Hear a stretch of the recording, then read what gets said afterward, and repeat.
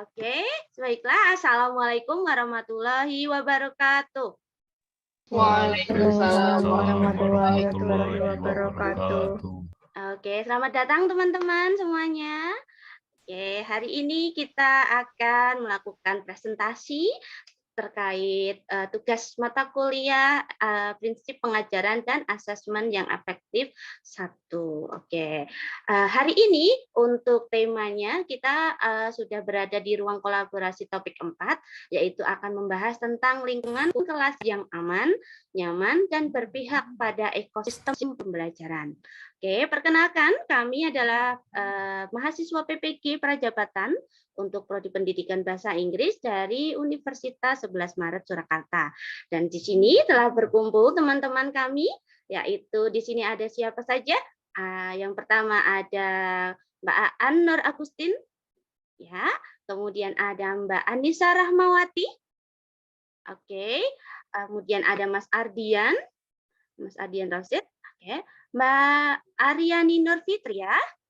Oke. Kemudian ada Harif Hutomo. Dilanjut ada Mbak Astri dan juga Mbak Aulia Putri Ardiani.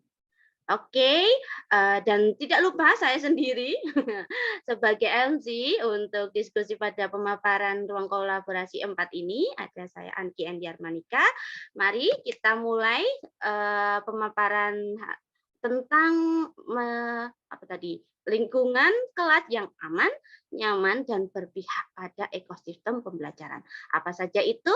Oke, langsung saja untuk pembicara yang pertama, yaitu Mbak Aryani Nurfitria. Monggo, waktu saya persilakan. Baik. Terima kasih Mbak Angki untuk waktunya.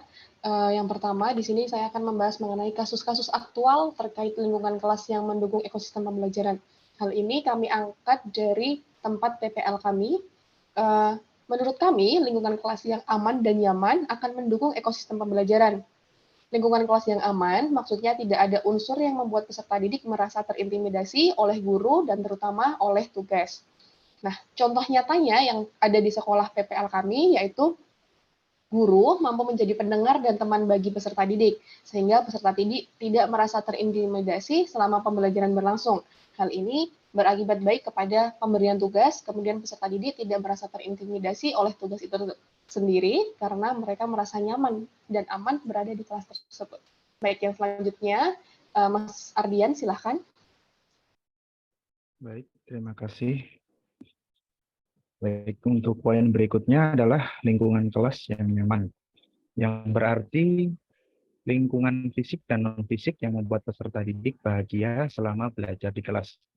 Contohnya adalah lingkungan kelas yang nyaman secara fisik, ada di tempat sekolah kami melaksanakan kegiatan PPL terdapat LCD proyektor, dan juga sirkulasi udara dan pencahayaan di ruangan kelas juga sangat bagus, rapi. Secara non-fisik, guru-guru di sekolah tempat kami melaksanakan kegiatan PPL cenderung ramah dan mengayomi sehingga peserta didik di sekolah tersebut mampu belajar dengan maksimal tanpa merasa terpaksa ataupun terintimidasi. Baik, untuk berikutnya akan dibacakan oleh Mbak Rahma. Terima kasih.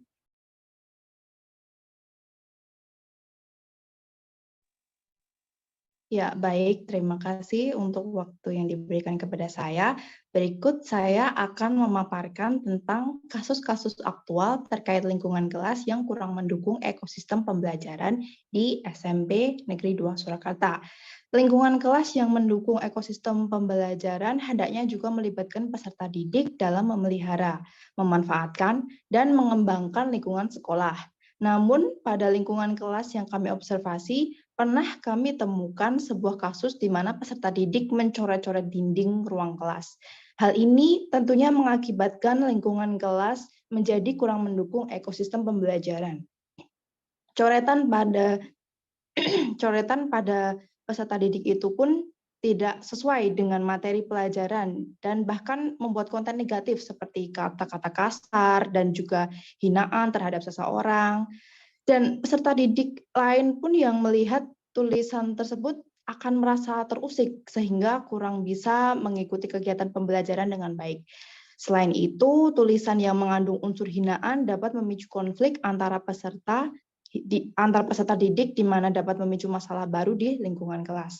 Kemudian untuk materi berikutnya akan disampaikan oleh Saudari Aulia Putri. Baik, terima kasih atas waktunya. Di sini saya juga akan mengemukakan kurangnya sarana prasarana yang terdapat di sekolah tempat kami mengampu di PPL. Yaitu contohnya LCD proyektor yang rusak di beberapa kelas tidak segera diganti dan dibiarkan saja di kelas. Jadi ini mengganggu pelaksanaan pembelajaran bagi guru yang hendak menggunakan proyektor. Jadi sehingga akibatnya adalah guru memutuskan untuk tidak menggunakan proyektor dan melanjutkan mengajar dengan metode lain. Sehingga mengakibatkan penyampaian materi pelajaran kepada siswa menjadi tidak maksimal. Contohnya dengan siswa dengan gaya belajar audiovisual yang seharusnya bisa lebih bersemangat belajar dengan menggunakan video atau PowerPoint slides menjadi menurun motivasinya.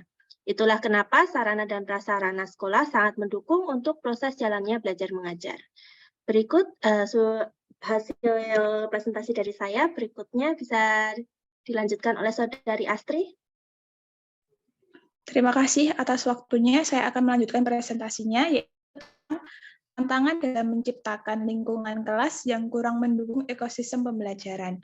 Tantangan dalam menciptakan lingkungan kelas yang kurang mendukung ekosistem pembelajaran di tempat PPL kami berasal dari beberapa faktor. Salah satu faktor adalah kurangnya kerjasama antar komunitas dalam sekolah dalam menjaga dan memelihara lingkungan tempat belajar, kesadaran dari peserta didik untuk menjaga lingkungan sekolah tetap bersih dan indah masih sangat kurang. Contoh nyatanya adalah seperti yang sudah disebutkan di nomor 2 bahwa peserta didik mencoret-coret meja atau fasilitas yang disediakan oleh sekolah. Selain itu, peserta didik cenderung sering membuang sampah sembarangan walaupun sudah disediakan tempat sampah di depan kelas atau di dalam kelas.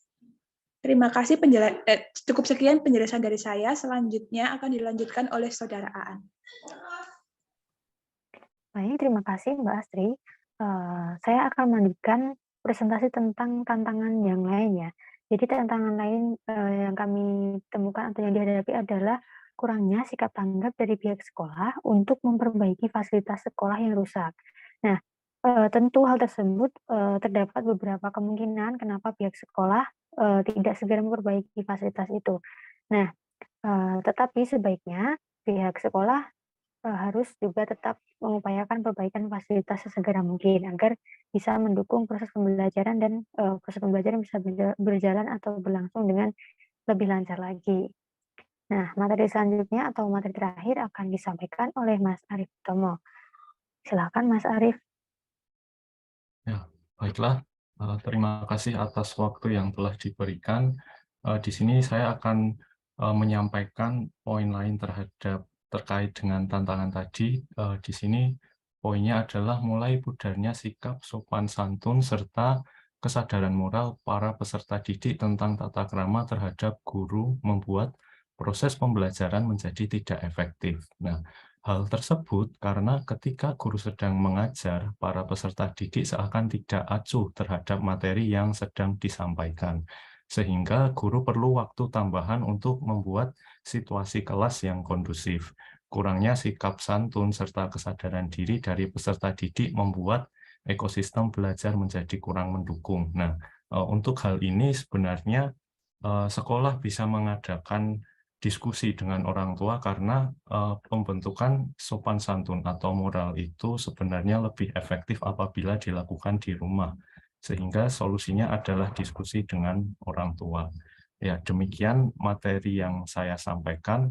Waktu dan tempat saya kembalikan kepada Mbak Angki selaku moderator. Oke, terima kasih atas pemaparannya rekan-rekan sekalian. Itu tadi adalah 3 poin dari hasil dari diskusi kami terkait lingkungan kelas yang aman, nyaman, dan berpihak pada ekosistem pembelajaran.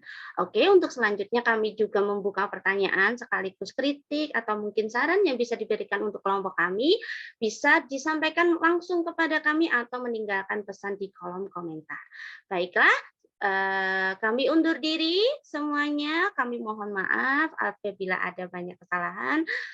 Dan terima kasih atas perhatiannya. Kami undur diri. Kami ucapkan wassalamualaikum warahmatullahi wabarakatuh.